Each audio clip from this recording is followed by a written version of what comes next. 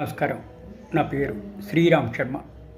ఎవరైనా సరే ఒక ప్రాపర్టీ అంటే అటు పొలం కానీ లేకపోతే ఇల్లు కానీ ఓపెన్ ప్లాట్లు కానీ వాటి మీద ఓనర్షిప్ ఉండాలి అంటే సేల్ డీడ్ ఉండాలి, టైటిల్ డీడ్స్ ఉండాలి.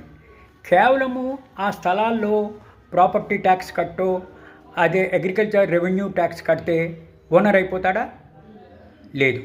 ఇదే విషయాన్ని నివృత్తి చేస్తూ రెవెన్యూ రికార్డ్స్లో కేవలం పేరు ఉన్నంత మాత్రాన ఓనర్షిప్ ట్రాన్స్ఫర్ కాదు, ఓనర్ అయిపోడు అని గౌరవ త్రిపుర హైకోర్టు ఒక తీర్పు ఇచ్చింది. జస్టిస్ బిశ్వత్ పల్లి. ఈ తీర్పులో ఏంటి, కింద కోర్టులోంచి హైకోర్టుకి అప్పీల్ వచ్చింది. కింద కోర్టులో కేవలం ఆ భూమి తాలూకు ట్యాక్స్లో అతని పేరుంది, ఇంక వేరే విధమైన ఏ ప్రాపర్టీ టైటిల్ డీడ్స్ లేవు.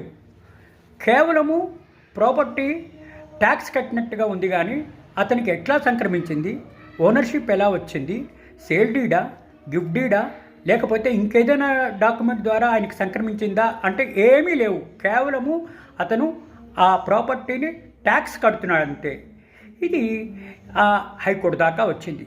ఇట్లా ట్యాక్స్ కట్టినంత మాత్రాన యజమాని అయిపోడు, యాజమాన్యపు హక్కులు ట్రాన్స్ఫర్ కావు అని చెప్పేసి తీర్పిచ్చాడు. కేవలము ట్యాక్స్ కట్టాడు అంటే అందులో కబ్జాలో ఉన్నట్టుగానే, కానీ ఓనర్షిప్ ఓనరు కింద ఈ ట్యాక్స్ కట్టినంత మాత్రాన ఓనర్ అయిపోడు, అది ప్రూవ్ చేయడం కాదు అని చెప్పేసి ఈ విధమైన తీర్పు ఇవ్వడం జరిగింది. ఈ తీర్పు ద్వారా మనకు తెలిసేదేంటి, ఎవరైనా వ్యక్తులు ఆ ప్రాపర్టీ ట్యాక్స్ కట్టినంత మాత్రాన రెవెన్యూ రికార్డ్స్లో పేరు ఎంట్రీ అయినంత మాత్రాన వాళ్ళు ఓనర్ అయిపోరు అని చెప్పడానికి ఈ తీర్పు ఒక చక్కటి ఉదాహరణ.